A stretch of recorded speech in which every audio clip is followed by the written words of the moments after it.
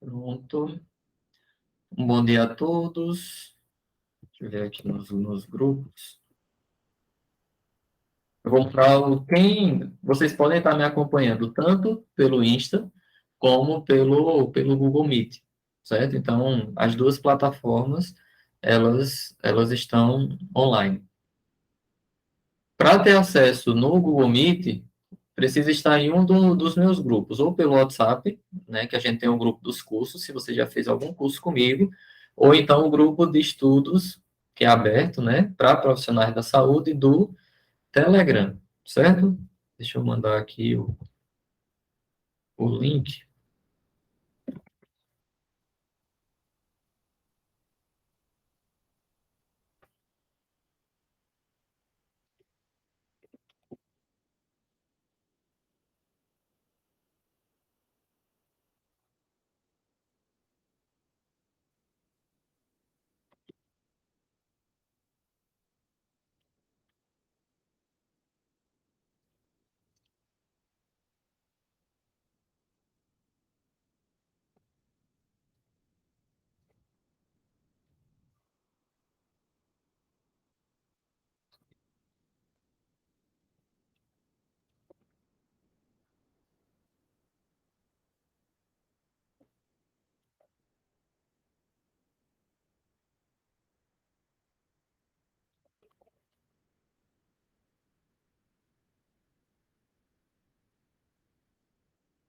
Pronto. Muito bem.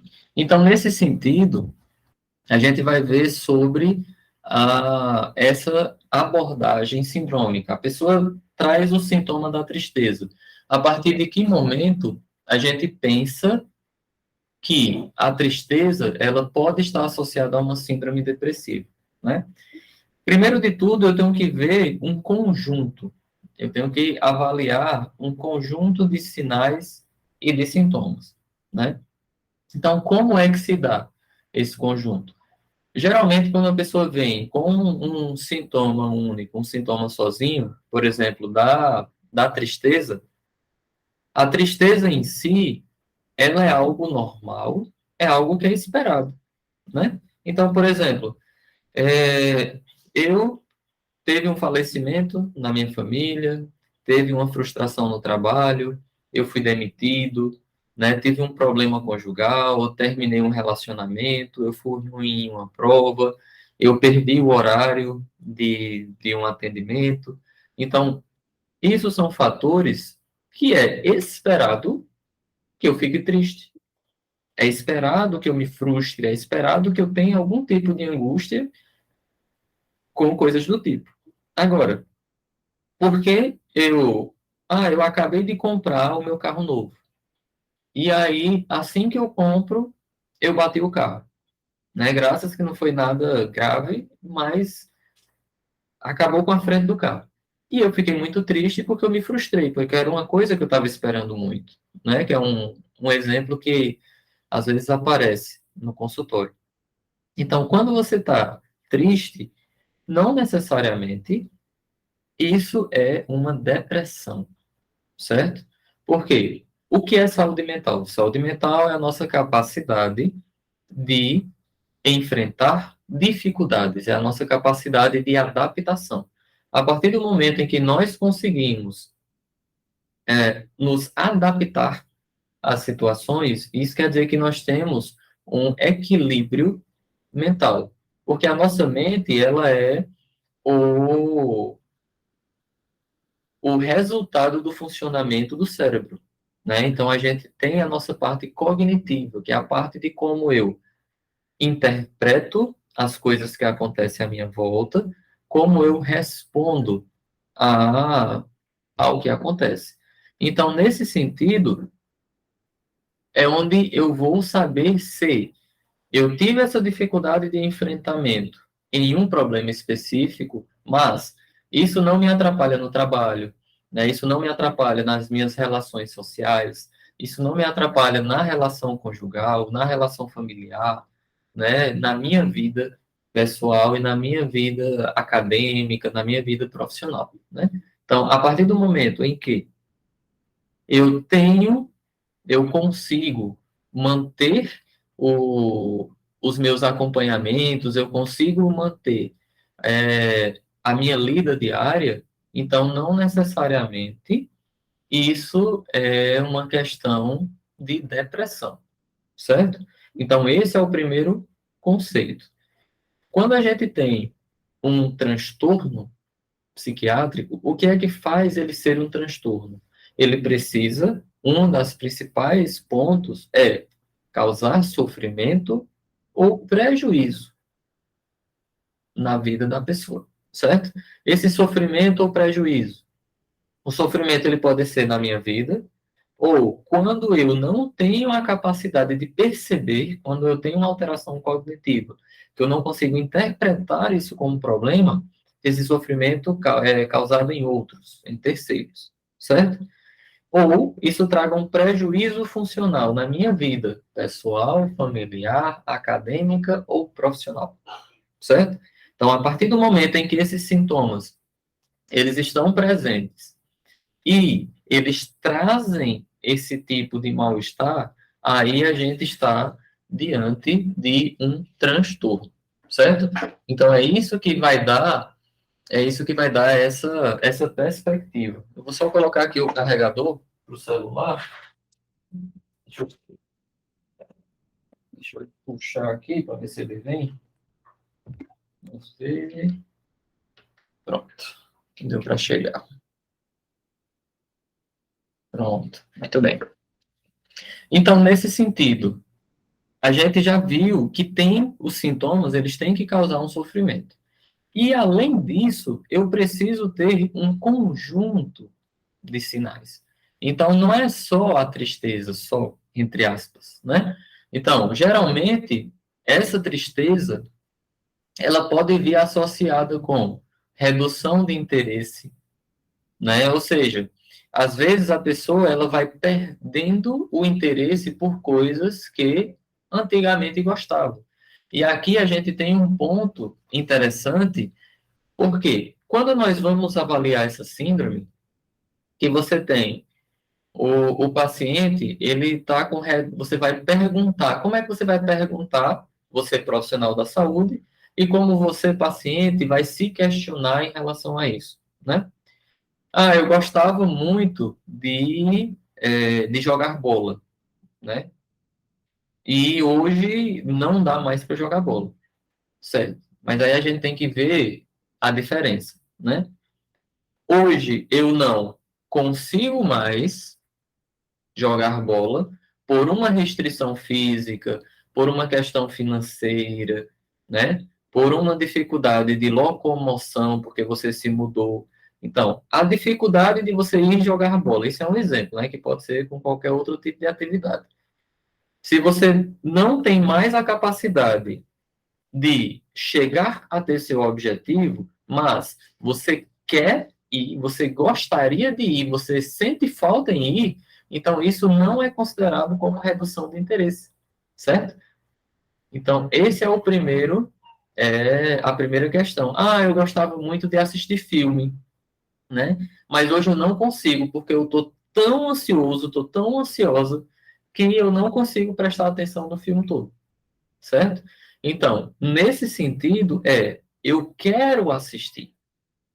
Então, o meu interesse, ele está preservado, certo? A questão é que eu não consigo devido à falta de atenção. Então, eu acabo desistindo, mas eu sinto falta.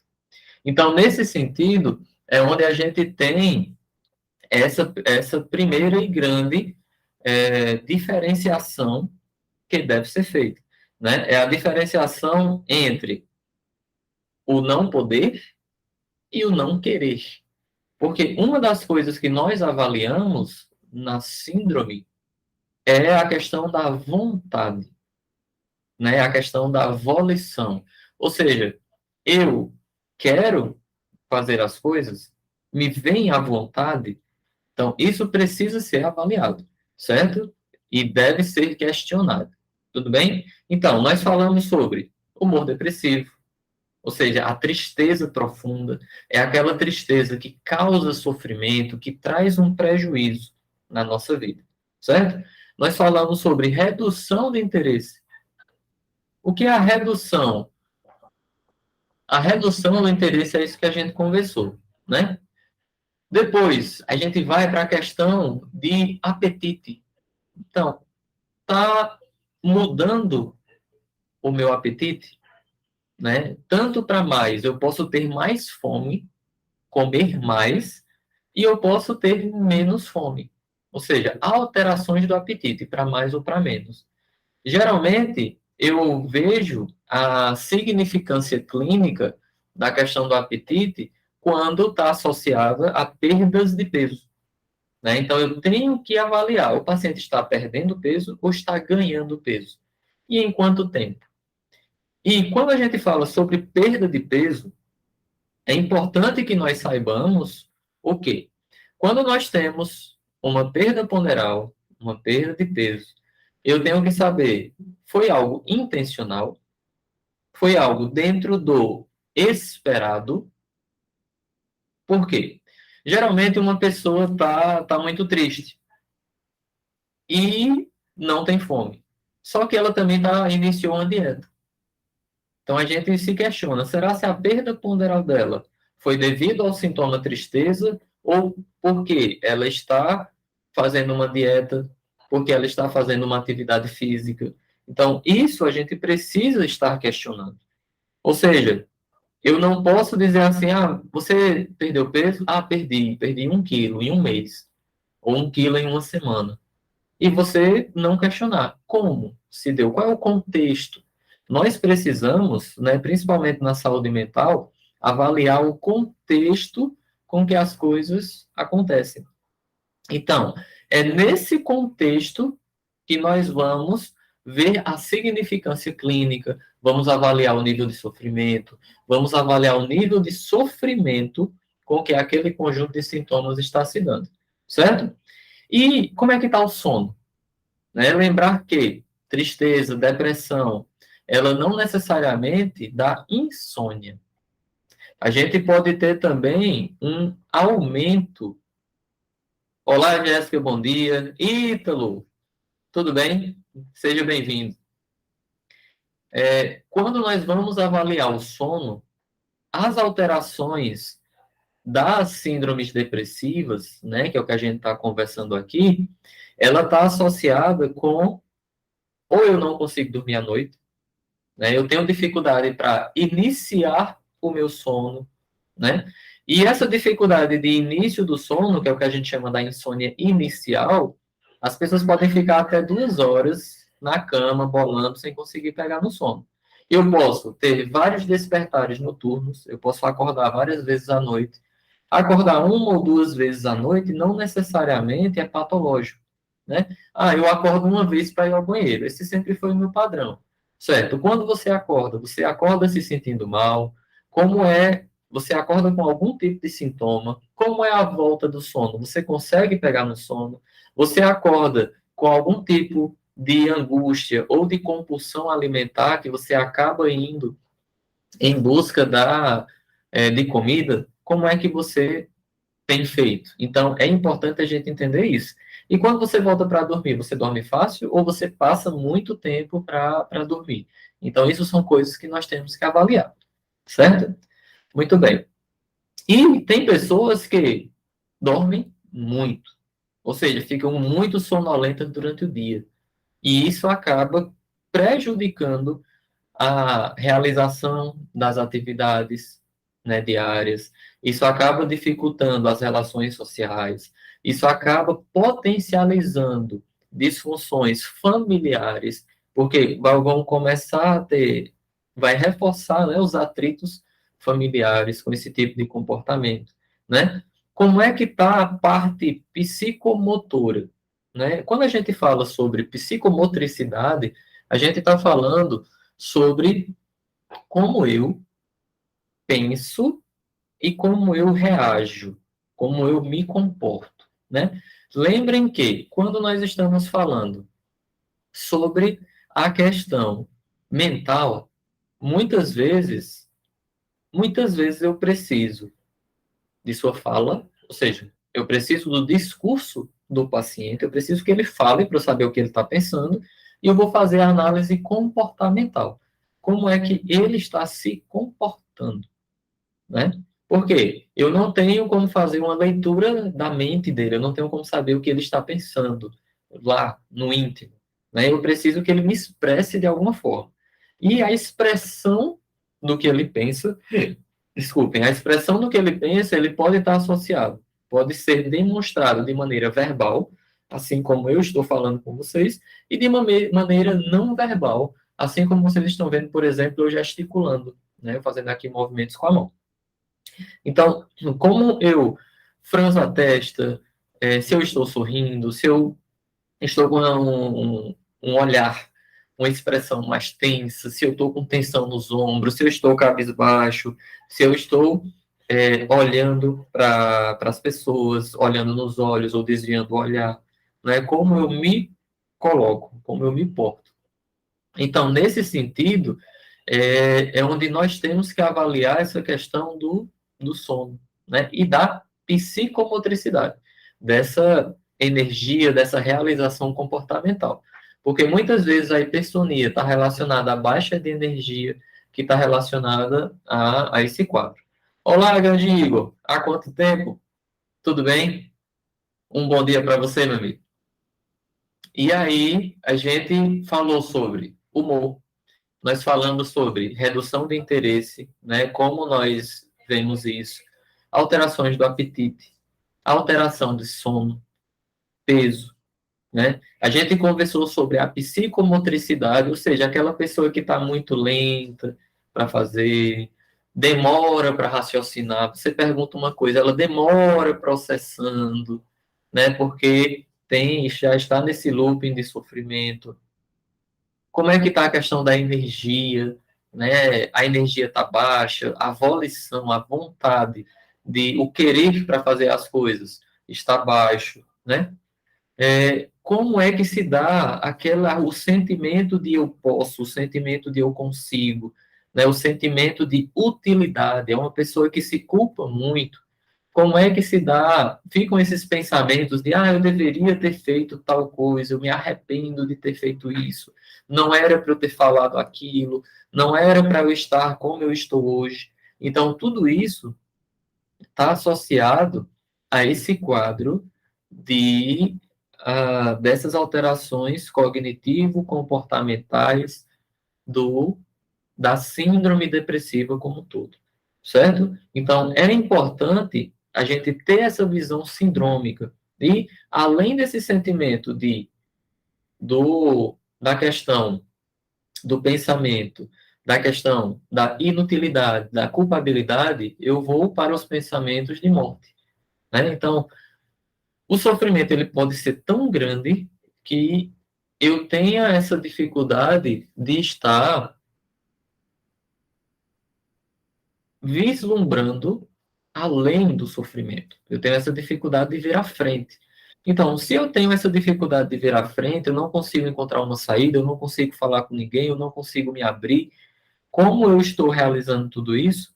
Então, talvez fosse melhor eu sumir, eu não estar aqui. Então, esse é o primeiro indício do comportamento suicida, né?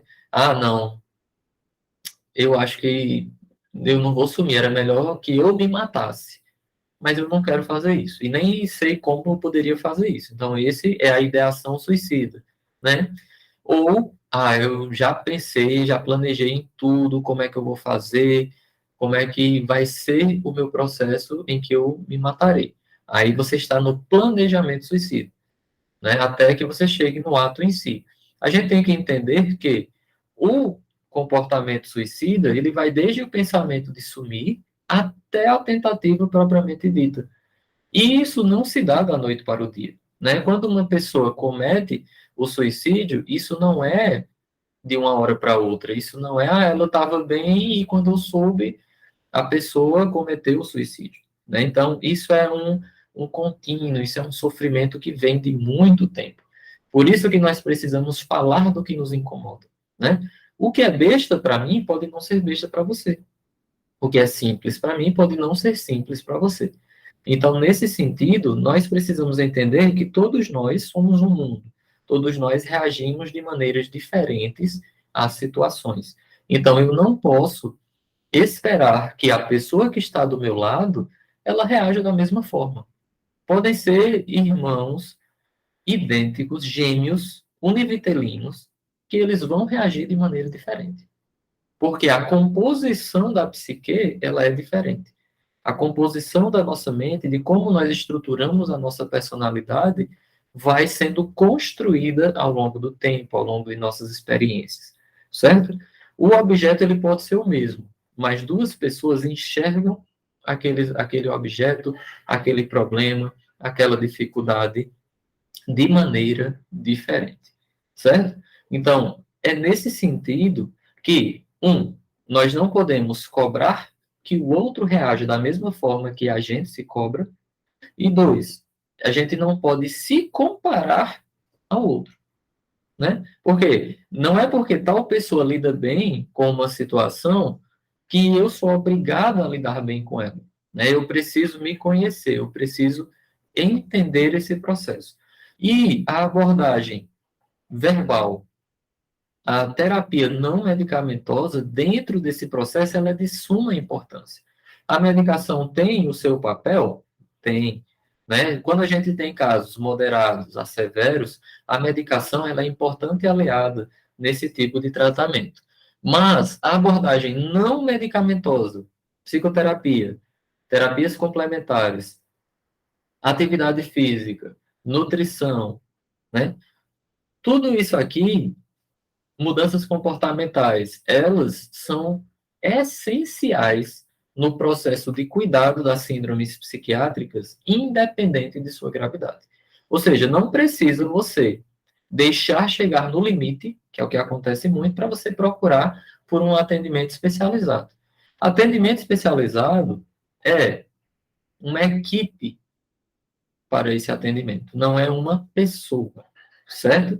Então, o médico ele tem a sua função diagnóstica, ele tem a sua função prognóstica, tem a sua função de definição medicamentosa. Existe a necessidade real de medicação? Não existe essa necessidade. A gente pode aguardar por um segundo momento. Tem a necessidade de um exame complementar, ou seja, a síndrome que você está me trazendo. E aí a gente vem para essa abordagem que eu estou propondo a vocês desde o início. O que é que a gente conversou aqui? A gente conversou sobre um conjunto de sinais e sintomas relacionados à depressão, certo? Então, a gente viu que nós temos uma síndrome. Muito bem. Essa síndrome, esse conjunto, está trazendo prejuízo na minha vida pessoal, familiar, acadêmica, profissional ou em qualquer outra área importante da minha vida, está me causando sofrimento ou sofrimento às pessoas e ou às pessoas que estão comigo? Sim. E agora a gente vai para o terceiro passo desse tipo de abordagem, que é eu tenho que afastar outras condições que possam estar relacionadas, que possam justificar o que eu estou sentindo, certo? Por exemplo, a gente tem o uso de substâncias psicoativas. Então, eu quanto profissional, né, eu tenho que perguntar se a pessoa utiliza algum tipo de substância psicoativa, algum tipo de droga, seja ela lícita ou ilícita. Então, eu tenho que perguntar como é a questão da bebida. Você bebe ou você fuma? Você consome algum outro tipo de droga, como maconha, cocaína, crack, algum tipo de estimulante, alguma outra substância? Então, isso precisa ser perguntado por parte dos profissionais e precisa ser comunicado, falado, discutido por parte do paciente. Então, isso é importante, porque muitas vezes os seus sintomas eles podem estar relacionados ao uso da substância. Então, aqui nesse tipo de abordagem, eu vou procurar por o mal-estar todinho que está sendo gerado. Ele tem relação direta com o uso de substância ou o uso de substância entra como uma comorbidade, entra como algo que potencializa a síndrome inicial que eu estava tendo, né? Então, isso é algo que precisa ser entendido, o contexto do uso. Não é porque uma pessoa bebe, fuma, usa algum tipo de droga ilícita, que nós vamos colocar a culpa dos seus sintomas na droga, né? A questão não é a droga, porque as pessoas elas não são forçadas a usar a droga, né? A questão é o motivo pelo qual a pessoa usa aquele tipo de substância, seja ela qual for. O fato, eu falar aqui drogas ilícitas e drogas ilícitas, mas o fato de ser uma droga lícita, como a bebida, não a torna menos grave, ou com potencial de abstinência, tolerância, dependência menor ou maior do que as ilícitas, certo? É droga, tem risco, tem problema, tão grande quanto qualquer outra droga ilícita, certo? Então, esse é o primeiro paradigma que a gente tem que estar quebrando, certo? Muito bem. Fiz a avaliação, não faz uso de nenhum tipo de substância psicoativa. Então, agora, eu vou procurar, eu vou estar procurando por, existe alguma outra condição médica? Então, existe algum, alguma outra condição médica que justifique os sintomas? Então, eu preciso estar vendo se o paciente tem alguma doença na tireoide. Então, é importante toda alteração comportamental, toda alteração psicológica, psiquiátrica, qualquer sintoma de sofrimento mental, eu preciso saber como é que estão os meus exames laboratoriais, como é que estão os meus hormônios, principalmente o tireoidiano. Então, faz parte da triagem dessa avaliação inicial a dosagem do hormônio tireoidiano, certo? Eu posso fazer isso num primeiro momento, eu posso fazer isso no retorno, mas é importante que eu afaste essa condição, principalmente se tem algum caso familiar. Então, se eu tiver algum caso na família, né, isso aumenta a chance, né, de eu vir a ter alguma condição tireoidiana também. Então, tem que estar dentro dos exames. Ah, eu tenho um quadro de septicemia, de infecção, uma pneumonia, uma infecção urinária, que isso está se arrastando e está começando a tirar as minhas energias, a tirar a minha força. Pode me dar sintomas que a gente encaixe em algum dos critérios de uma síndrome depressiva, né? Eu tenho um distúrbio hidroeletrolítico. Por algum motivo, o sódio no meu sangue está caindo. E isso está me deixando mais lenta, está me deixando mais sonolenta, sem vontade, sem energia, né? E não necessariamente isso está associado à depressão. Isso pode estar associado a um distúrbio do sangue, né? Por exemplo, uma queda de sódio. E já teve pacientes que estavam em acompanhamento comigo, ou melhor, estavam em acompanhamento médico, né, antes. Quando vieram para mim, tinham agravado um pouco essa questão da sonolência, essa questão da hipersonia, da falta de energia, né? E, em vez de aumentar a dose de medicações, foi reduzido. Por quê? Quando foi solicitado exames laboratoriais, tinha uma queda de alguns desses íons no sangue, né? E aí a gente teve que diminuir a medicação que estava potencializando essa queda. Então, nós precisamos dessa abordagem geral, né? E muitas vezes, para que nós tenhamos essa visão, é muito difícil com que a gente tenha essa visão em apenas um atendimento, né? Em apenas uma consulta e seu retorno. A gente precisa de uma avaliação longitudinal, né? Quem já fez consulta comigo, ou já acompanhou de alguma forma algum tipo de atendimento meu, sabe que o meu atendimento ele dura entre 40 minutos e 1 hora e 10. Por quê? E ainda é pouco, né? Porque você, a pessoa, o paciente, ele tem um adoecimento que veio ao longo de anos, Então, não tem como eu compreender a estrutura do adoecimento em um único atendimento, né? Então, é importante com que a gente faça esse tipo de avaliação. Quem já passou por mim sabe, os horários de atendimento comigo são agendados. Então, e cada agendamento é feito, por exemplo, eu tenho um paciente 9, 10, 11, 12. Né? Eu não agendo um atendimento com menos de 1 hora de antecedência do atendimento anterior.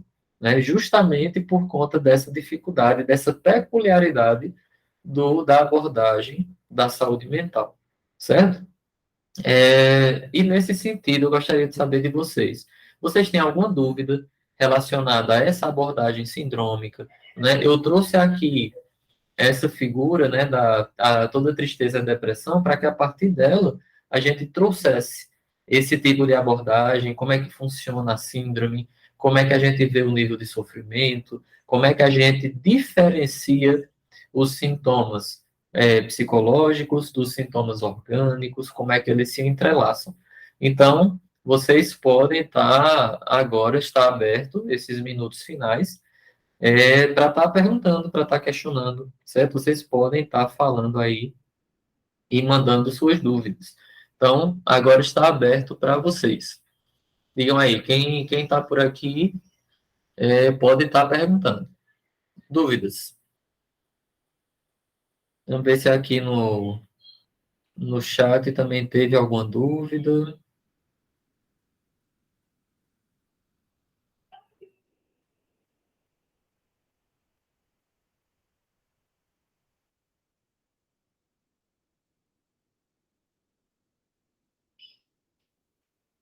Ah, muito obrigado.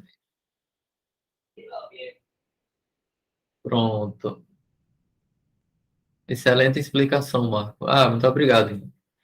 E esses minutos finais, vocês estão abertos a perguntas, certo? Vocês podem estar perguntando sobre qualquer coisa nesse sentido em relação ao tipo de abordagem, como a gente diferencia essa questão da tristeza e da depressão, né? Como é que a gente vê o nível de sofrimento, a questão do uso de substâncias psicoativas.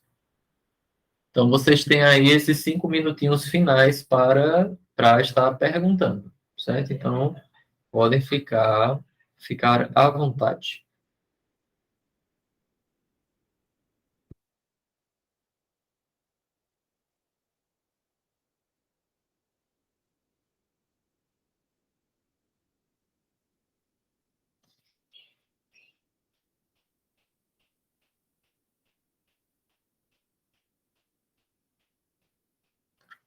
Pronto, pronto, pessoal. Então, ninguém tem dúvidas.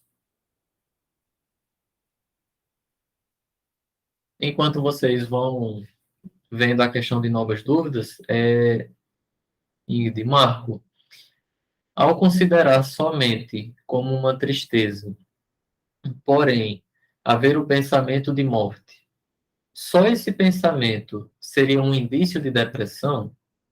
Ou o pensamento de morte em algum momento da vida é normal? Ótima pergunta, né?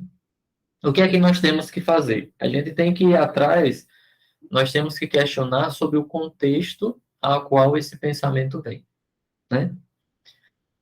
O pensamento de morte, eu posso pensar que, homem, seria melhor eu morrer para sair desse sofrimento. Então, esse pensamento de morte, ele está atrelado a uma fuga de um sofrimento. O que é que nós temos que pensar? O sofrimento, ou melhor, voltando, qual é o nosso maior instinto, quanto seres vivos? O nosso maior instinto é nos manter vivos, não é verdade? Então, a gente tem medo de adoecer, a gente tem medo em relação à nossa saúde, a gente tem medo de morrer. Então, a gente se prepara e se previne de coisas que estejam associadas ao risco, certo? E isso faz, eu estou em um ambiente, eu vou passar em uma rua escura, meia-noite, sozinho, né, em um lugar que tem um histórico de ter acontecido algum tipo de violência, assalto. Então, se eu vou ter que passar por um lugar como esse, eu vou ficar mais ansioso, eu vou aumentar os níveis de adrenalina, isso vai aumentar a corrente sanguínea, a circulação e da questão dos músculos, eu vou me preparar para correr, para fugir, eu vou dilatar minha pupila para eu ficar mais atento, né? Ou seja, eu tenho normalmente, naturalmente, uma dificuldade em lidar com aquilo que possa dar fim à minha vida, certo? Se isso é algo natural e eu penso na morte como um fim de um sofrimento, isso é um sinal de alarme. Por quê? Porque eu estou pensando em algo que vai contra a minha própria natureza, que é me manter vivo, certo? Então, isso pode ser um indício. Agora, é diferente de uma pessoa que fala, vamos lá, pessoal, vamos organizar, vai falar com os filhos, porque quando eu morrer, eu quero que vocês fiquem bem. Tem pensamento sobre a morte. Mas eu sei que eu não quero morrer nem tão cedo. Eu quero morrer lá por 100 anos. Mas, se acontecer alguma coisa fortuita aí no meio do caminho, algo inesperado, eu quero que minha família esteja bem, né? Então, isso é pensar sobre a morte, mas não de uma maneira disfuncional. Então, é isso que você tem que avaliar, né, durante os seus atendimentos, ou você, quanto pessoa, entender qual é o contexto. Isso causa um sofrimento para você ou para terceiros, isso está associado a um mal-estar, a um prejuízo, aí você dá continuidade ao seu processo de avaliação e você encaixa isso como uma síndrome depressiva, certo? Então, você pode trazer isso. E outra coisa importante dentro dessa sua pergunta é, para que a gente dê um diagnóstico de um transtorno depressivo maior, por exemplo, nós temos que ter pelo menos 5 desses critérios, né, durante 2 semanas. Ah, e se eu tiver só 3 critérios? Se eu tiver só dois? Não é uma síndrome depressiva? Não, tem sintomas depressivos. Pode não se encaixar dentro de um episódio depressivo maior, segundo o nosso Manual Diagnóstico e Estatístico dos Transtornos Mentais, o nosso DSM. Mas é algo que causa sofrimento. É algo que demanda cuidado, certo? Então, o fato de não preencher critérios para uma patologia psiquiátrica específica não quer dizer que a pessoa não esteja em sofrimento. Ou seja, demanda cuidado, demanda psicoterapia, demanda reorganização sociofamiliar, demanda mudança comportamental, certo? Então, essa sua pergunta foi ótima, que a gente pôde abordar sobre muitas coisas. E me responde se eu conseguir tirar a sua dúvida, certo? Aí você pode estar falando. Muito bem. Maria França, né, nossa grande psicóloga. Depressão e obesidade. Poderia falar sobre incidência e orientações de condução? A depressão, ela é uma condição que está muito associada está muito associada com patologias crônicas. Qualquer patologia crônica, ela tem um maior índice de quadros depressivos. Então, onde é que entra mais? Insuficiência cardíaca, né? O paciente que tem artrite reumatoide, gota, diverticulose, insuficiência renal, DPOC, né? A obesidade entra em um tipo de patologia crônica, certo? E isso está associado com autoestima, com comorbidades, porque o paciente obeso é muito comum ele ter artropatia, principalmente em articulações de membros inferiores, um que sofre muito é o joelho, ou a coluna lombar, então ele tem associado a questão das dores crônicas, né? É um paciente que tem maior nível, maior chance, né? Não quer dizer que ele vai ter, mas tem maior chance de ter dislipidemia, de ter esteatose hepática, né? É um paciente onde a autoestima, ela pode estar mais prejudicada, e a gente sabe que a autoestima é um fator protetivo frente a síndromes psiquiátricas, né? Ou seja, o fato de a gente ter um quadro de obesidade, ele aumenta a incidência de transtornos psiquiátricos em geral. É muito comum um paciente que tem obesidade, ele tenha sintomas ansiosos, né? Ele ter essa síndrome mais relacionada à ansiedade, a sofrer por antecipação, estar mais irritável, que o normal, talvez um pouco de inquietação, tensão muscular. É muito comum a questão das dores no corpo, certo? Então, dentro desse contexto, a gente vai ter essa incidência. Nós temos que avaliar para os pacientes com sobrepeso também a questão alimentar, de compulsão. Ou seja, existe um quadro, porque nas avaliações psiquiátricas eu tenho aquele diagnóstico principal e eu tenho as comorbidades. Ou seja, um paciente obeso, ele tem algum quadro de compulsão alimentar, né? Porque nós temos que pensar o seguinte: eu tenho algo que me incomoda, eu tenho algum tipo de ansiedade, eu tenho algum tipo de sofrimento. Quando eu tenho essa angústia, eu vou precisar de alguma forma diminuir, me aliviar, né?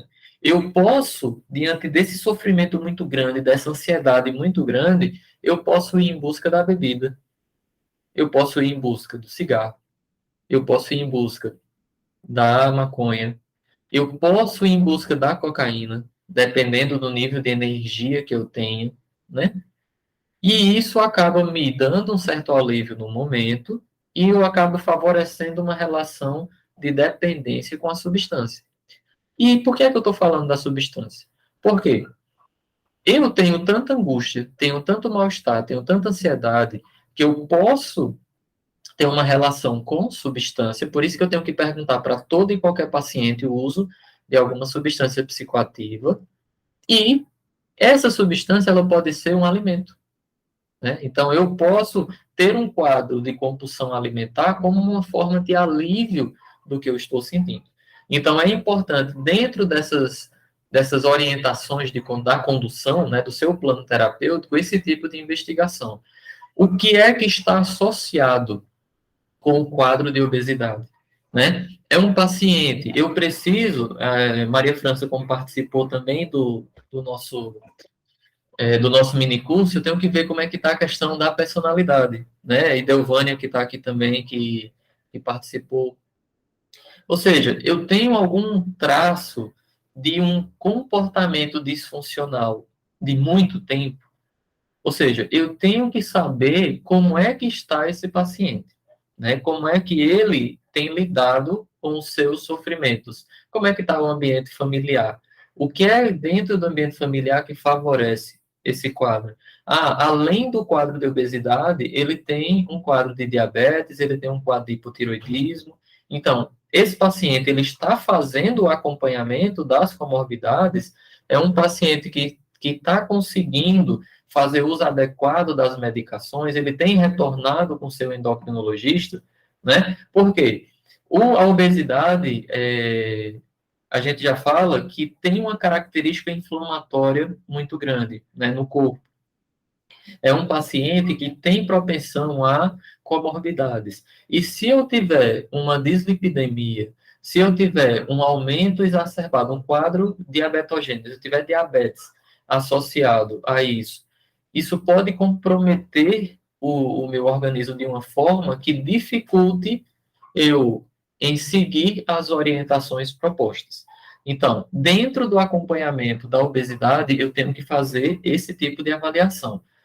Dentre as condutas, existem as condutas medicamentosas, né, que eu posso trabalhar os sintomas psiquiátricos, existe uma síndrome ansiosa, existe uma síndrome depressiva, né, tem um quadro de compulsão alimentar, eu vou fazer uso de alguma medicação psiquiátrica, esse é um ponto, né? É um paciente que obrigatoriamente deve estar em acompanhamento psicoterápico, até porque o quadro de obesidade é um quadro crônico. É algo que a pessoa não engordou em um período de um mês, ou seja, foram anos de um comportamento disfuncional. Então, ele vai precisar ter uma mudança comportamental, né? E lembrando que, além desse processo, como é que está a questão do acompanhamento nutricional e como ele vê a nutrição, como ele vê a dieta. Ele consegue seguir uma dieta? É uma dieta quantitativa ou é uma dieta qualitativa? Né? Como é que ele consegue lidar com esse processo e aderir à proposta? Porque não adianta ir para um nutricionista, o nutricionista passar uma dieta, ele dizer que vai seguir, chegar em casa e não seguir nada. Né? Eu até tenho a minha esposa, que é nutricionista, que ela trabalha com nutrição bariátrica, e eu converso muito com ela sobre isso, né? A gente discute muito essa questão da dieta qualitativa, da dieta quantitativa, né? Até onde vale a pena você investir seus esforços, investir o seu tempo, o tempo do paciente, a escuta, para você fazer uma dieta quanti para que ele não siga, né? Então, ele precisa ter uma mudança comportamental, entender a forma como ele lida com a comida, qual é esse papel. Passamos dessa abordagem medicamentosa, passamos da abordagem não medicamentosa da psicoterapia, a atividade física regular tem que ter, ele precisa ter um aumento da massa magra, ele precisa ter uma redução da massa gorda, né? É um paciente que ele precisa estar na psicoterapia, no acompanhamento com nutricionista, precisa de um educador físico apoiando para que ele, durante a sua atividade física, que é um paciente que já tem propensão a lesões osteomusculares devido à sobrecarga nas articulações, então ele precisa de um profissional que o oriente, um profissional capacitado que vá ver o que é que ele está fazendo de errado para que ele não se machuque durante a atividade física e isso não piore a, a resposta da perda de peso e do seu cuidado em saúde mental geral, né? Passado disso, eu vou avaliar procedimentos médicos. Então, eu vou ver, pode ser utilizado um balão intragástrico? Pode. O balão intragástrico, ele é colocado via endoscopia dentro do estômago e vai ser um balão, realmente, propriamente dito, que vai diminuir o volume do estômago, o volume funcional. Então, você acaba comendo um pouco menos, né, porque não vai ter muito espaço. E pode ser um aliado dentro do cuidado. A cirurgia bariátrica pode ser utilizada também? Pode. Nós temos um ótimo resultado, né, nos primeiros 2 anos com pós-procedimentos, né, tanto o balão quanto a cirurgia. Tem alguns medicamentos também que ajudam na perda de peso, alguns medicamentos mais recentes também, né? Mas o aumento de peso, ele está associado a um padrão comportamental crônico. Ou seja, dentro desse período de 2 anos, em que o balão intragástrico ou a cirurgia, ela proporciona de perda de peso, se você não tiver uma mudança, um equilíbrio na sua saúde mental e uma mudança comportamental, você pode reganhar todo o seu peso. Por isso que é importante a gente ter essa mudança. É essa mudança que vai fazer com que nós tenhamos uma melhora a longo prazo. Por isso que a abordagem em saúde mental ela é tão importante, né? Se você tem um quadro ansiogênico que você não trata, você tem um quadro de compulsão alimentar que você não entende, você tem sintomas depressivos, que é muito presente, você tem falta de vontade, você tem redução de interesse,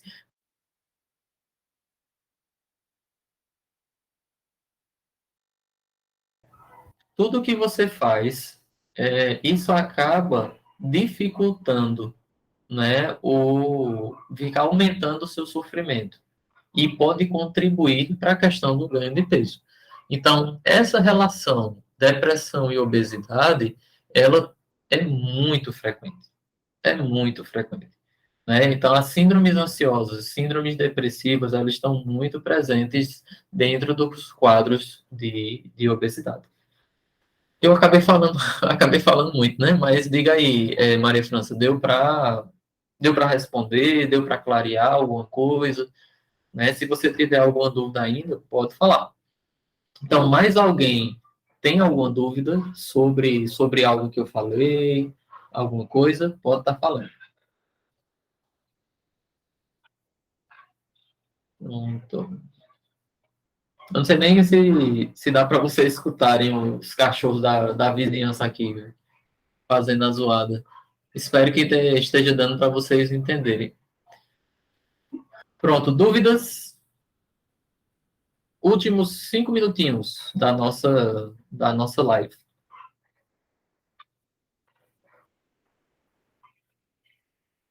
Então, fiquem à vontade para estar perguntando.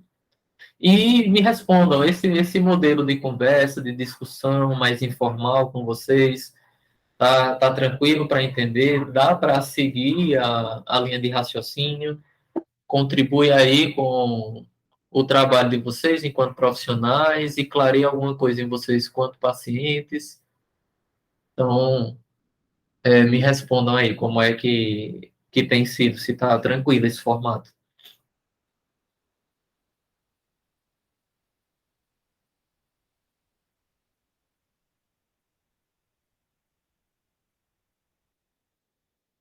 Pronto, Lívia, Karen, Adriana, Eva, Jaqueline, Cibele, psicóloga Dinara.